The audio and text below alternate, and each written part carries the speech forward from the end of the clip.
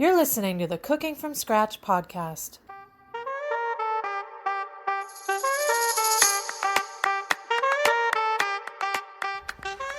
Hi, I'm Aliye, and with over 15 years of cooking in professional kitchens and at home for my family, this is the first non-cooking cooking podcast that shares how to make cooking easier so you can feel inspired and motivated to cook in the midst of your busy life.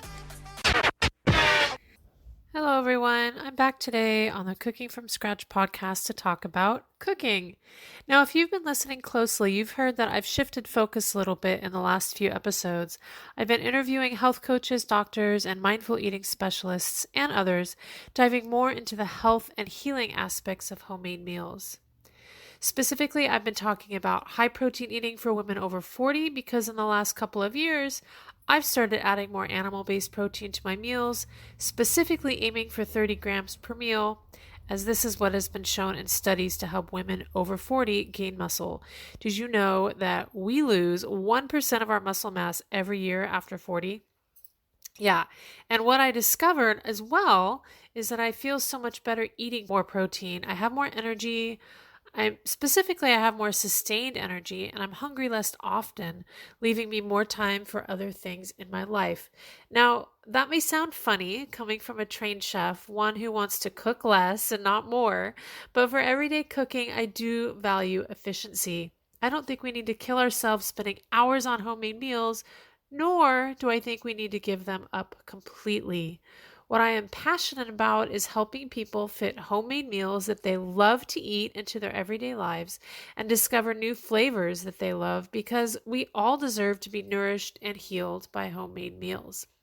So I started eating high protein meals, specifically animal-based protein, and today I wanted to talk to you about the 4 elements of good cooking: salt, fat, acid, and heat. Now, some of you may have heard of a book by that exact name by Salman Nosrat. It was a book that came out, 8 years ago now. I absolutely love that book. So definitely pick it up if you're interested in learning more about these topics. But for today's episode, I'm just going to go over the basics of what you need to know to make your food taste amazing using these 4 basic elements of cooking. So today I wanted to first talk about salt because when properly used, salt plays a really important part in enhancing the flavor of all our meals. And no, I'm not necessarily talking about making foods taste salty. So I find that a lot of people are afraid of using salt for that exact reason, for fear of oversalting. And the results I find is bland tasting food with absolutely no flavor. Oh, you always want to be sure to taste the food you are cooking before you eat it or before you serve it to someone else for salt. So how do you know if it has enough salt in it? A dish that has the proper amount of salt added to it should pop in flavor and not taste flat. It should have a bit of a zing to it. Said another way, if you add more salt, it's not necessarily going to make the food taste more salty, which is the fear that I see in a lot of cooks, but rather bring out the flavor of the food itself. That's the important point. So if you taste a dish you've made and you're not sure if it needs more salt, try putting a small amount of the dish aside and salting that small portion. How does it change the flavor? Does it change the flavor? Compared to the unsalted version, you can use your taste buds and your guide and salt accordingly. So say for example, you're making a soup or a stew and you're not sure if it needs more salt, what you can do is take a little scoop out, sprinkle a little bit of salt on it and see the difference between that and the unsalted version. A lot of times the answer is going to be, oh wow, the one with the more salt tastes so much more zingier. I'm going to add some more salt to the pot. So that is a really simple way to test that. So salt is essential for us to have in our diets as our bodies don't really store much of it. However, it is important to use the right types of salt, both for flavor and for health. So everyone has their favorite types of salt. That could be 3 more episodes. There is more than one option out there when it comes to choosing a quality salt, and I'm going to share with you my favorites today. And the takeaway lesson here is not that there's only one right salt to use, but rather what's important is to become familiar with the qualities of the salt you do choose to use in your cooking. You want to be familiar with the salt you're choosing, its properties, and how it makes your food taste. Now, the salt I use every day in my cooking is a fine sea salt from a salt company that's based in Utah. They harvest the salt from ancient lake beds there in Utah. And the salt still contains some minerals from those ancient lake beds, which you can actually see in the salt and can be beneficial for our health. They claim it to be anyways, and that's great. More minerals. We all know that our soils are mineral depleted, so more minerals can be a good thing. Another good everyday salt option is kosher salt. One brand that's popular is called Diamond Crystal. It comes in a red box. You can see it on the shelves. Sometimes it's difficult to find, especially in the last few years, but if you do come across a box of it, it's inexpensive and is also a good everyday option. Diamond Crystal kosher salt has a much bigger granule than the fine sea salt I was talking about before. So both are good options flavor-wise. You just need to be familiar with the differences. So like I said, you may notice that the fine sea salt has a much finer granule than the kosher salt. For this reason, the sea salt that I'm talking about is much saltier per teaspoon because it is denser. When following a recipe, it's always good to know what type of salt the author calls for. Often cookbooks will specify this in the recipe or in the introduction, and it's always good to look at that if you're concerned because dishes can vary tremendously based upon whether or not the author is using fine sea salt or kosher salt. I write all my recipes, as you'll see in my recipes, my Priority Protein Kitchen members, I use fine sea salt, and I use about 3/4 of a teaspoon per pound of meat to season my meats, and I will talk about that in a second. So besides fine sea salt and kosher salt, another great type of salt to have on hand is finishing salt. A finishing salt is a special salt usually produced in smaller batches and by hand, often with bigger granules and pleasant textures. There are all different types of finishing salts, and depending on where they are from and how they are harvested and dried, they will be a bit different. One favorite finishing salt I like to use are some salts from the Northwest. You can find just plain sea salts. Malden sea salt from France is another popular one. You can find smoked sea salts, which can be really fun. So those are what I call a finishing salt. They're more expensive and they're not something that you're going to be throwing into your everyday cooking. You're going to be using it as a finisher and in really simple applications. So finishing meaning after the meal is cooked and right before serving. So part of my goal with this episode and this podcast in general is to help you understand what is going into your cooking instead of just blindly following recipes. For example, say you're following a recipe that calls for kosher salt, but all you have on hand is a fine sea salt. Because you know that fine sea salt is denser, meaning it has smaller granules than kosher salt, you'll want to use less sea salt than the amount of kosher salt the recipe calls for.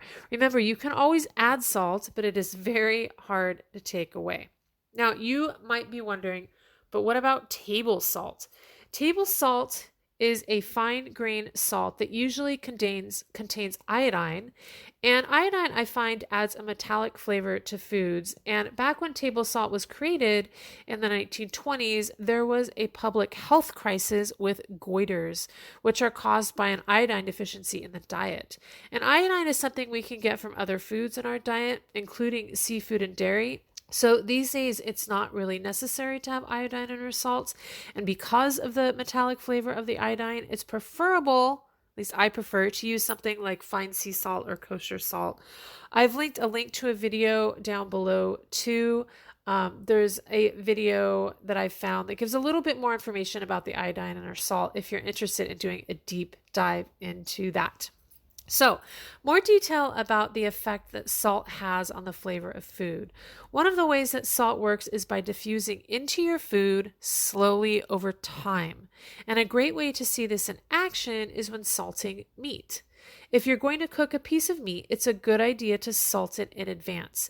Depending on the size and the cut of the meat, it can be anywhere from 24 hours to 3 days before getting maximum flavor into the food. If you think of a Thanksgiving turkey, for example, which are 14 to 16 to 20 pounds, they say to salt them 2 days in advance. It's because it takes time for that salt to penetrate in through the meat. Unfortunately, you can't make up for that time by just piling extra salt on top of a piece of meat right before cooking it. It won't absorb and you'll just get a really salty crust and not much else. If you want to test this, the next time you plan to cook meat for dinner, let's say, for example, chicken, you can salt one of the pieces in advance. Even just an hour in advance will make a difference. If that's all the time you have, you can salt one of those pieces of chicken in advance and then don't salt the other one up until right before you cook it. And I want you to notice the difference in flavor once it's cooked. You'll find that salting meat ahead of time gives time for the salt to diffuse into the food, seasoning it from the inside out. It's really a startling difference, and you won't forget to salt your meat in advance after tasting the difference.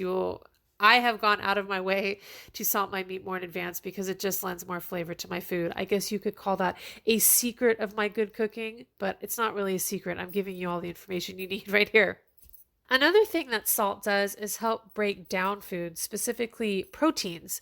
So next time you cook scrambled eggs, I want you to scramble them up in the bowl before cooking, and I want you to make 2 different batches in 2 different bowls. In one bowl, you can salt the eggs, and in the other bowl, don't add any salt and just proceed to cook as you normally would. And what's going to happen, you're going to find that the eggs with salt are going to cook faster because the proteins are starting to be broken down by the salt prior to cooking. And when those eggs are cooking faster, it means there's less time in the pan and you're going to end up with fluffier eggs instead of rubbery, overcooked eggs. So if you like fluffy eggs, not everybody does, so you want to add the salt to your eggs before cooking. If you do like fluffy eggs so that they cook faster, and also they'll have more flavor, I think they're going to taste more delicious and have that zing in them, like I was talking about before. So another way that salt works is by breaking down plant structure. This is apparent with cooking both beans and vegetables. When you cook beans from scratch, you always want to start the salting process early on, whether when soaking them or right at the beginning of cooking. Now, there is a myth out there that I've heard that says salt makes beans tough, which is just not true. It's acid that actually makes beans tough, and I'll get into acid later. But salt actually helps break down the beans so that they will cook faster, yielding a more soft, buttery end result. So try that one out too. They're going to be more flavorful as well. And it's also going to be the same with vegetables because basically a bean is a type of vegetable. Now, when I make soups and stews, I always add the salt in the beginning when I'm sweating or sauteing the vegetables. This is going to help the vegetables break down faster, and it's going to get salt inside of your food from the beginning. You're basically adding flavor in layers, and the end result is your food being rich in depth of flavor from the inside out. So let me know if you have any questions about salt. To recap of the salts you want to be using, an everyday fine sea salt is good or a kosher salt. And if you want to have a finishing salt on hand, that is always a fun idea to add a little bit of extra zing to your food. Now, let's move on to fat. Fat is both an element of good cooking and a building block of all foods, along with protein, carbohydrates, and water. Fat enhances the flavor of foods both by the flavor of the fat itself that's being used, like olive oil, butter, etc., but also any fat coats the tongue and allows our taste buds to have a more prolonged experience with the aromatic compounds of the food. Simply put, the basic thing to remember is that fat equals flavor. I am picky about the fats that I keep in my kitchen, both for flavor and health properties. The fats I always have on hand are extra virgin olive oil, butter, avocado oil, and coconut oil, which I use on rare occasions. The important things to know about fats are their smoke points. That is the temperature at which they start to break down. When fats start to break down, they start to produce they're called rancid fats, and they're not something that you want to be putting in your body on a regular basis. So I use olive oil for raw applications like salad, for finishing oil, and for up to medium high heat cooking. I don't usually use it for grilling. If I want to do something on the grill, I'll use an oil that has a higher smoke point like avocado oil. I also use butter for lower heat applications like baking and for finishing as well. And about butter, I get asked this question a lot. I used to only buy unsalted butter because salt can always be added to a dish. But over the years, my family has told me time and time again they prefer salted butter, specifically for toast and stuff. And I really don't like buying two different types of butter. So I've been sticking with salted butter. And I usually buy a Kerrygold or the New Zealand grass-fed butter from Costco, using salted for some time now. And if I'm baking, I'm just mindful of the other salty elements that I'm adding to the dish. And for home cooking, it's totally fine. Oh, and on the note of Costco, they also have terrific olive oils, extra virgin olive oils that have scored really high on many flavor tests and ratings for years. So that is my go-to for where to get extra virgin olive oil at a good price. They have a California one. They often have single origin Italian ones. They have all been delicious. I also love keeping some flavoring oils on hand for finishing, like toasted sesame oil or a cold pressed walnut oil. Absolutely delicious for a salad.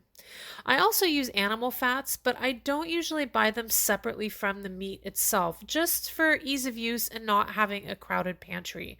While duck fat and lard are absolutely delicious in particular applications, I like to keep my pantry at home relatively simple, and I find that the extra virgin olive oil, avocado oil, and butter cover most of what I need for cooking. From a flavor perspective, don't be afraid of fat. And from a nutrition perspective, fat is more calorie dense, so how much you're using usually depends on your health goals. How much fat is in a dish also affects how food feels in your mouth. So if something feels dry, if you've ever noticed that when tasting a dish, sometimes fat can help with this. For example, when I'm buying animal-based proteins, one thing I pay particular attention to is its fat content. I rarely buy meat. For example, breast meat, ground chicken made from breast meat, that has very little fat in it. I rarely buy that because it is very easy to dry out. And if I do have a low-fat meat like that, I'm sure to add extra fat for flavor and mouthfeel in another format. For example, adding some olive oil to a dish that calls for ground chicken. When I'm buying ground beef, I'm always going for the 85-15 blend or the 80-20 blend. I like that extra amount of fat. I think, like I said, it's going to add more flavor to your food, and it's going to help the flavors that you're adding to your food, say spices, for example, become more pronounced in your food. So basically, your food's just going to have more flavor. That's it on fat for now.